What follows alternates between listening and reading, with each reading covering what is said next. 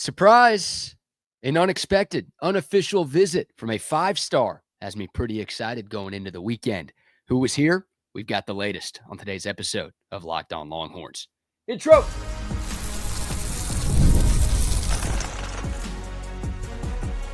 You are Locked On Longhorns, your daily podcast on the Texas Longhorns. Part of the Locked On Podcast Network, your team every day. Welcome in. You're locked on to the Texas Longhorns. I'm your host, BK Brad Kellner, Texas grad, Austin local, and longtime sports radio host here in the Lone Star State. Thank you for making Locked On Longhorns a part of your day every single day. We're free and available wherever you get your podcasts and on YouTube as well. Please like, subscribe, leave a comment, and tell your Longhorn friends about Locked On, your team every day. Today's episode is brought to you by Monarch Money. Take control of your finances with Monarch Money. Use code LOCKEDONCollege at monarchmoney.com for 50% off your first year. We will get to PFF's rankings of the best secondaries in college football and also some updates on summer conditioning going on with the current team here later today. But first, some more recruiting talk and some more evidence that it is a really fun time to be a Texas football fan. And selfishly, it's a really fun time to cover Texas recruiting because it feels like there is never a dull moment with Longhorn recruiting these days. We spent a lot of time yesterday previewing the big official visit weekend that starts today, the second in as many weeks for Texas, and there will be another big one next weekend. 15 Texas targets in the class of 2026 are expected to be here. Definitely check out yesterday's show if you want a few notes on some of the biggest names that are in town. But Texas is at the point now where not only are they getting these planned official visits, they're also getting surprise visits from unexpected guests. And I'm not talking about that creepy uncle with the small hands that just shows up at your house uninvited. I'm not talking about the ants from the Geico commercial telling you everything your fridge is expired. No, these are guests that you actually want to have over. On Wednesday, 5-star EDGE Trenton Henderson came to town on an unofficial visit. And oh yeah, things went so well that he scheduled an official visit for next weekend. So he was here on his own dime a couple of days ago, and he will be here on an OV 1 week from today. By the way, before Wednesday, Texas was not going to get an official visit from Henderson. Now they're going to get the last one on his schedule. That's an indication to me that this staff doesn't really like taking no for an answer. If they like you, they're going to do whatever they can to show you that they like you, and they're going to do whatever they can to get you to commit and ultimately sign with Texas. So Trent Henderson, look, Texas has been interested for a while.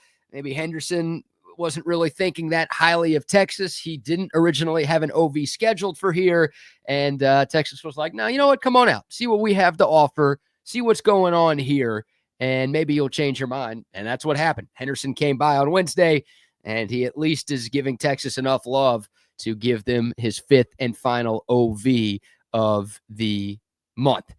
Trent Henderson, by the way, a little background on him. Again, a 5-star from Pensacola, Florida. So Texas will have to battle with Florida. That's where Henderson will be visiting on an OV this weekend.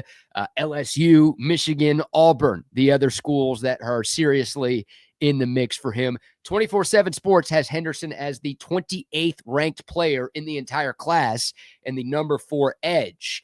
The composite numbers have him a little bit lower, but still a top 100 player and one of the best edge rushers in this 26 cycle. So he would be a big get at a big-time position. I don't want to say position of need to make it sound like Texas hasn't recruited well, but a premium position. That's probably the right word to use on the defensive side of the football. This is also more evidence that Texas is really trying to build on the defensive line, right? They got 2 commits on the D-line this week with Dylan Berryman, the 4-star from Louisiana, and Corey Wells, the 4-star from Mississippi, committing. They were both here last weekend. I think Berryman committed last Saturday. Wells committed on Monday. Lamar Brown, the 5-star defensive line. Some people believe he's the top defensive lineman in this class. He was also in town last weekend. Jamarian Carlton, we've spent some time talking about him from Temple. He was just here. And then this weekend, again, 15, hopefully, future Longhorns in town. Bryce Petty-Wright, Jake Krull, Vodney Cleveland, Damari Simeon, all of those guys are either defensive linemen or edges, and they're all here this weekend. So, yeah, the Longhorns have extended a lot of offers to those guys, and they are hoping to bring in a very big class of big uglies on the defensive side here in 2026. And then you look at what Texas just did in 2025. Justice Terry, the 5-star from the state of Georgia. That was the crown jewel of this class for Texas. That was the last big fish to jump into the boat that the Longhorns got. And look, Texas recruited him hard. NIL helped, but that goes to show you that Texas is investing on the defensive line. Josiah Sharma, Myron Charles, a couple of 4-stars, also true freshmen who were in for the spring. Those guys at one point were committed elsewhere in last year's cycle. They ultimately flipped. They end up signing with Texas. Again, more reason to believe that Texas is really trying to stack their defensive line. And Steve Sarkisian has openly talked about that. I don't think you have to do a whole lot of tea leaf reading to figure out what Sark is all about because, well, he's been all about that since the moment he stepped foot in Austin, Texas back in 2021. Texas is building through the trenches. You need to do that to compete in this conference where it feels like you've got multiple first-round offensive and defensive linemen going to the league every single year. You've got to be able to build through the trenches and win on the lines of scrimmage, and the defensive line, obviously, a part of that. And I also mention this all of the time, not to sound like a broken record, but I think it's worth repeating. The success of the 2023 and 2024 Longhorns can be connected directly to the success of the Texas defensive line. And if you want to throw in the offensive line in there too, Texas has had great O-line play these last 2 years, but you really look what they've done on the defensive front. I mean, the run defense has been elite, top 10 in the nation in back-to-back years. The pass rush has been great as well. Texas has just been disruptive on the defensive line, and you have to be to compete for championships at any level of football. The Horns have done a great job. I mean, they have, 4 top 3-round draft picks in the last 2 drafts? I mean, both of your starters in each of the last 2 years have been first, second, or third round picks, including Alfred Collins and Vernon Broughton, both going a couple of months ago. Texas doesn't want to lose that. Why would you want to lose that, right? Again, it's Texas's best defensive lines that I think they've had in a decade and a half. Some people argued the 23 Texas D-line was the best Texas has had since, Casey Hampton and Sean Rogers were plugging up the interior of the defensive line. You look at what Devondre Sweat and Byron Murphy did in college. One of those guys was Big 12 Player of the Year. The other one was Defensive Lineman of the Year in the Big 12 in 2023. Yeah, Texas doesn't want to lose that, right? They want to maintain one of the top run defenses, easy for me to say, in football. They also want to keep getting that pass rush up the middle and off the edge too. Some of the names that we mentioned who will be here this weekend are edge guys. I mean, Texas, they got Colin Simmons last year. Speaking of crown jewels of the recruiting class, I don't want to disrespect Colin Simmons. He's in that conversation as well, and we all saw what he could do this past season. Ethan Burke and Trey Moore, the investment there.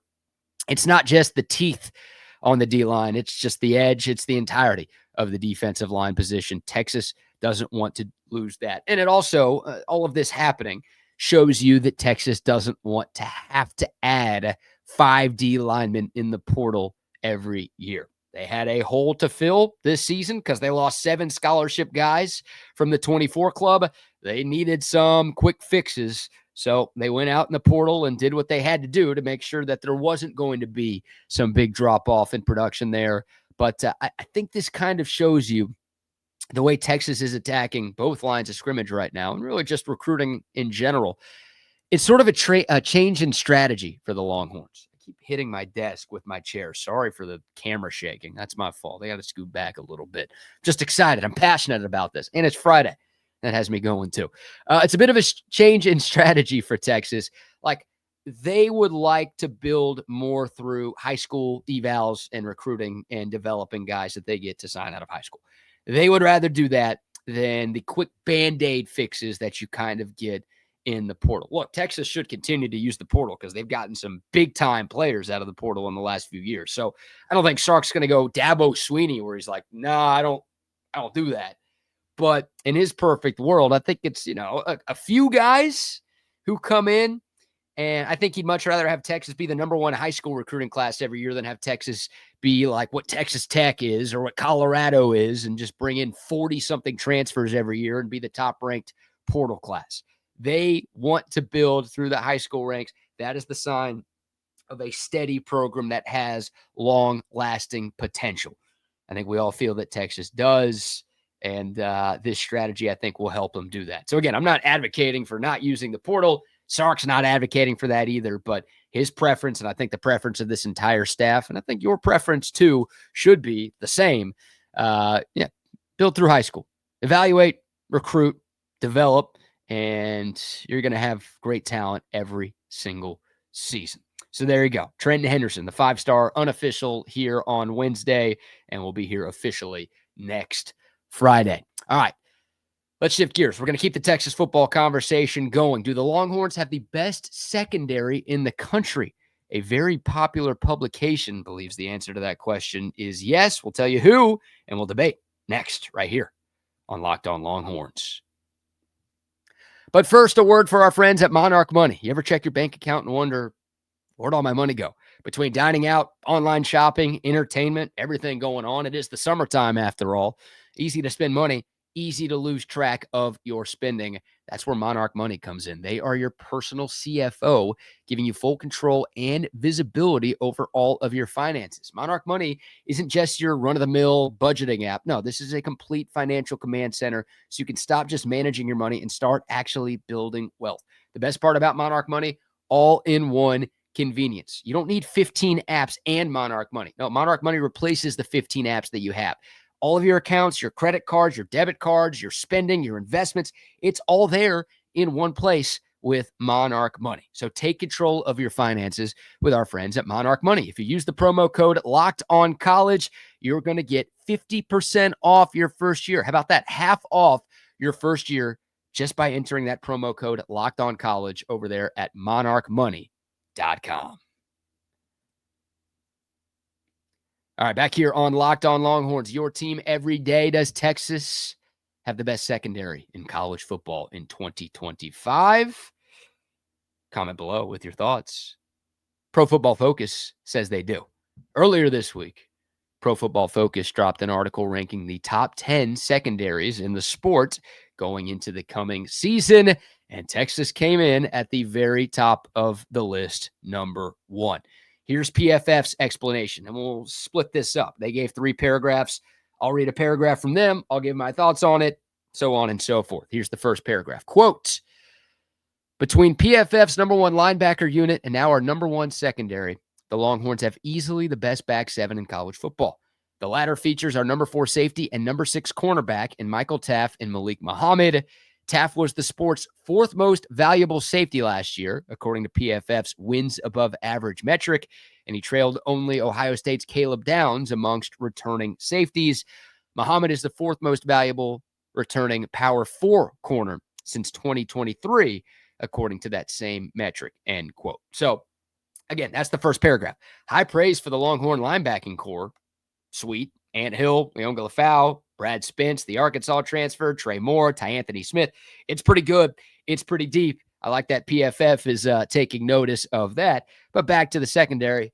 I mean, Michael Taft's a monster. Do I need to tell you all that? Just watch that guy last year. Johnny on the spot, but he's not just right play, right guy. He's not just sneaky speed, high IQ guy you'd want to date your daughter. No, not all the white stereotypes. This dude can play. He is a great athlete who can hold his own against all of the great athletes that the SEC has to offer. I mean, he was an All-American last year, and I think he's got a very good chance to be one this year. So we all were excited when Taft announced that he was returning for one more season.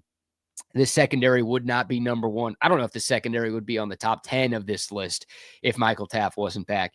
He's a beast. Happy he's back. Manny Muhammad's also really good. Like, again, that stat from PFF, the 4th most valuable power 4 corner since 2023. Manny Muhammad had a rough playoff. He was really good until the CFP, and I get it. The CFP, those games are bigger. More people are watching, so everybody saw Muhammad get torched by Cade Klubnik in Clemson. Everybody saw Muhammad have trouble against Arizona State and Sam Levitt, and even Cam Scadaboo when that dude was throwing the ball. But most of what he put on film last year was positive. I'm going to bank on that happening again. Manny Muhammad's been very good for the vast majority of his Longhorn career. I think Clemson and ASU are anomalies. He played pretty well against Ohio State in that Cotton Bowl game. The other games were not the anomalies. Clemson, ASU were the anomalies. And the fact that Dwayne Aquina is now getting his hands on Manny Muhammad, I think that is only going to take his game to another level. PFF didn't mention that, but I'm going to mention that. Dwayne Aquina being back, I think, will be huge for everybody in the secondary, but especially a guy like Manny Muhammad going into kind of a contract year for him. He has 2 years of eligibility left, but he could go pro after 25. All right, PFF continues, quote, after starting in the slot for Texas last year, Jalen Gilbo is expected to move to outside corner as a senior. Replacing him at nickel will be junior Jelani McDonald, who's 89.1 run defense grade, tied for 6th amongst FBS safeties. The other safety spot is up for grabs, but keep an eye out on redshirt sophomore Derek Williams Jr. He played in only 4 games this past year due to a season-ending knee injury, but he had an impressive 77.8 run defensive grade as a true freshman in 2023. All right, we'll go in order here. End quote, by the way. We'll go in order here. Jalen Gilbo, trying to be this year's Jahdae Barron. Moving from nickel to the outside. It worked for Barron, Thorpe Award winner, first-round pick to the Denver Broncos. Gilbo going to do that? Probably not, but I would hope he's close. It'd be awesome if he's in that conversation. It's like a Thorpe Award, I don't know, semifinalist and day 2 draft pick next year. I don't think it's too out of the question. Big fan of Gilbo. He played a ton last year, so it's not like he's going from bench total reserve to starter. Like, the guy's played a lot of snaps, and he held his own last year. Jelani McDonald, we talked about him. One of my 3 X factors earlier this week. How good can he be? Is he the next Andrew Makuba? I think he's going to play a lot of safety. PFF mentions him playing nickel. I think he might bounce back and forth between those 2 spots. Almost an embarrassment of riches for Texas in the secondary with all of the talent that they have. Look, if Derek Williams Jr. is healthy, maybe he's safety, maybe he's nickel. He and Jelani McDonald are both going to be on the field at the same time. Like, you're going to have those 3, Michael Taft, Jelani McDonald, Derek Williams on the field together. And then, of course, Manny Muhammad and Jalen Gilbo. It feels like that in a perfect world is your starting 5 for the Texas secondary. Is Derek Williams Jr. healthy? Obviously a big question, big-time knee injury, but he was really good as a freshman. I loved what he was doing early on. He got hurt in the OU game. He played really well in that game before he got hurt. So Derek Williams, a former high 4-star recruit, big serious surgery he's coming off of, but if he's the guy he was in 2023, then yeah, this Texas secondary is going to be really good, and they've got maybe the best starting 5 in America.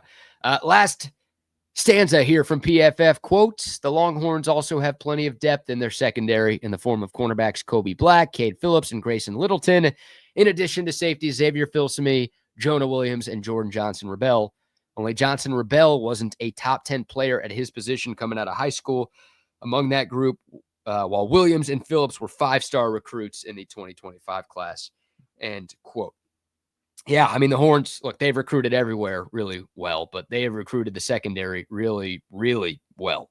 Not a ton of proven depth, right? A lot of those guys are either freshmen or redshirt freshmen, don't have a ton of in-game experience under their belt. But I don't know how many secondaries across America do. Like, how many second units have juniors and seniors ready to come off the bench? That just doesn't really happen in today's college football. The talent is there, though. I mean, these guys are going to be your starters in 2026 and 2027 and 2028. They recruited well. I mean, you got 5 stars in there. Kobe Black played a good amount last year. Xavier Filsaime played a good amount last year.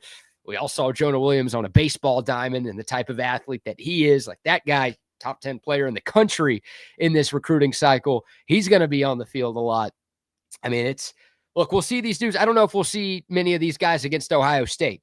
But weeks 2 through 4, the 3 other non-conference games, San Jose State, UTEP, Sam Houston, all games that Texas should handle pretty easily. You're going to see these guys play a lot, and that will be a sign of the future for Texas. And the future might be now for some of these guys. But, yeah, it's the top-end talent. You've got 2 All-American caliber players, in my opinion. You've got Derek Williams Jr., Jalen Gilbo, Jelani McDonald, those guys, they can put it together and be all conference type of players. And then again, next up, waiting in the wings, all of these 4 and 5-star talent. It's good. It's great. And hard to disagree with PFF. If you don't want to have Texas 1, you shouldn't have them much lower than 1. This secondary checks every box. And again, Dwayne Aquina back in the mix. Mark Orfe, too. Don't want to leave him out. Excited about what that group is going to be. And hopefully they can look more like 2024 than 2023. If you're curious, the rest of the top 5, we won't get to all 10. We don't have time. Alabama, number 2. Notre Dame, 3. Clemson, 4. Ohio State, 5. So only one team on Texas's schedule in the top 5. The only other SEC team on this list, again, Texas 1, Alabama 2. It's 2 SEC. Georgia, number 9 on this list. So kind of rare. Usually when you're talking top 10 of anything, you get more SEC love. Not the case according to PFF with the secondaries. All right. One segment to go. We'll take your thoughts, by the way. Comment below if you're watching on YouTube. Do you agree with PFF? Do you agree with me? Disagree? Whatever. Let me know in the comments below. We will wrap up our show and our week with a few updates on summer workouts. We've got some insider intel on a few Texas Longhorns who are standing out. We'll get to it next, right here on Locked On Longhorns. Back here on Locked On Longhorns, your team every day. Summer workouts are in full swing on the 40 acres as we inch closer and closer to the start of the real season, currently 78 days away from Texas, Ohio State. Not that I'm counting. We've got positive updates on a few Texas Longhorns for this segment, starting with CJ Baxter, a guy I named as my biggest X factor for the Horns in 2025. The third-year running back is recovering well from that significant knee injury that cost him his entire sophomore year.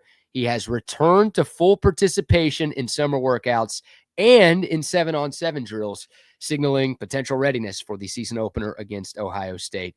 Baxter's physical maturity and increased upper body strength could translate into a more assertive running style in gap schemes and in red zone situations. So a lot to unpack there. Great news right off the bat. He's working out and he's doing on-field drills. Obviously not a lot of contact going on in the summer, but the fact that he is a full participant and everything going on in the weight room and with these 7-on-7 drills where he's moving and running and cutting. I don't know if he's at full speed, but he's on the field doing things. Those are all great signs. Again, 77 days away from the season opener. Increased body strength. I mentioned that. Increased upper body strength. I love that. And look, CJ Baxter, like he's Texas's biggest back by a mile. Currently listed on the Texas roster at 6'1", 232 pounds. Going down the line, Trey Wisner, 6 feet, 194. I think he weighs a little more than that, but that's just what the Longhorns roster says online. I looked it up right before recording today. Jarrett Gibson, baby rhino. You think he's huge. 5'10", 202. Christian Clark, 209 pounds. So CJ Baxter at 232, by far the biggest body that Texas has in the running back room. And you think of the red zone struggles that the Horns had last year, man, they could have used CJ Baxter. I think he was closer to 220 at this time last year. So maybe all that time off, he was eating a little bit and working out a little bit because he couldn't do much with his legs. Might have put on a few LBs, but last year it would have been great having CJ Baxter in the red zone and short yardage situations. This year, God, if he can be healthy, what a difference maker he can be. I said it earlier. Man, Trey Wisner and CJ Baxter can be Quinshon Judkins, Trayvon Henderson at Ohio State last year. I mean, they rode those guys to a national title. I don't know if Texas's guys are that good, but man, the potential is there. Wisner, the only returning 1,000-yard rusher in this league. CJ Baxter, former number 1 running back out of high school.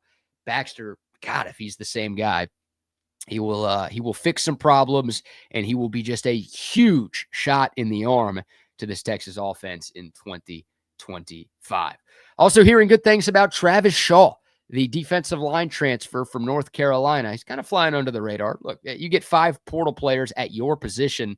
Everyone kind of gets lumped together. And we know Texas rotates its D-line, and we know they will rotate their D-line this coming season. But Travis Shaw has been showing promising signs during workouts. Good motor, good stamina. Let's not forget, this guy was a 5-star coming out of high school. His biggest issues in college at UNC were motor and health. But the talent is there. Like, I want, and I hope that Travis Shaw is the Alfred Collins of this class. Alfred Collins, former 5-star, like it took him a while, right? Like you saw flashes of great play, but just it wasn't consistent enough. And then boom, his last year with Kenny Baker as his D-line coach, puts it all together, ends up having a great year and becoming a second-round pick. I would love for that to be Travis Shaw. Again, first guy off the bus, 5-star, a very good athlete. Maybe Kenny Baker's the coach he needs. Maybe this change of scenery is what he needs because he's from Carolina. So maybe he was too close to home, too many distractions. Now he's a bit further away. I'm excited to see what Travis Shaw can do. And last but not least, we will stick with the defensive line. How about the freshman 5-star Justice Terry? That's a guy that I am glad came in for the spring. I think you want all of your freshmen to be here for the spring. It just gives them a leg up over everybody else. But I was reading that Justice Terry was kind of trying to prove that he belongs in the spring instead of acting like he belongs. He was just trying to show people that he should be here versus just like being himself and letting his play do the talking. Swimming upstream is verbiage I heard a lot about Terry's first few months on campus. Not that he looked bad or looks like a bust or anything, but just it didn't quite click as quickly as you want. Maybe the head was spinning a little bit. Look, he's a freshman in college. That happens to a lot of us. And he should be a senior in high school going through all of these things, being a part of a stacked Texas defense. I understand maybe not everything registering as fast as you want it to. But now, the good news, it sounds like he's getting the hang of things. He's starting to look like a top 10 player in the class. And, man, if you've seen pictures of him, I mean, he definitely looks the part. This guy was sculpted by the gods. You talk about first dude off the bus. That's Justice Terry right there. He has already put on some muscle since getting here. I assume he will keep doing that as his body develops. We're talking about an 18-year-old right now. So excited to see Justice Terry. Again, weeks 2 through 4, I think you'll see him a good amount. Maybe as this season goes, he could be the Colin Simmons, the 5-star freshman on the D-line who's just so good he's got to play. But at some point, I don't think I'm going out on a limb here saying that Justice Terry is going to be a monster force for the Texas Longhorn defense. So there you go. A few updates surrounding 3 players going through summer workouts right now on campus. That's going to do it for the show. That's going to do it for the week here on Locked On Longhorns. If you've made it this far, number 1, thank you. Number 2, please remember to like, subscribe, rate 5 stars if you're listening via podcast, share, comment, all of those great things. Really appreciate you all making Locked On Longhorns a part of your day. For your next listen, check out the Locked On Portal Show. Talk about Brian Smith all the time. Does a great job covering recruiting, covering the transfer portal, everything that you need to know to be the most informed college football fan wherever you are. You can find it on the portal. Just check him out on YouTube or wherever you listen to your podcast. We'll be back on Monday to recap the big recruiting weekend, and we'll go around the 42. More headlines from all things Texas sports. But a happy Father's Day to all of you fathers out there. Make sure you wish your father happy Father's Day if he's still around, and happy Father's Day to you, Dad, if you are watching this episode. All right. Thank you all for tuning in. Until next time, horns up, mics off. We'll see y'all soon. This is Locked On Longhorns.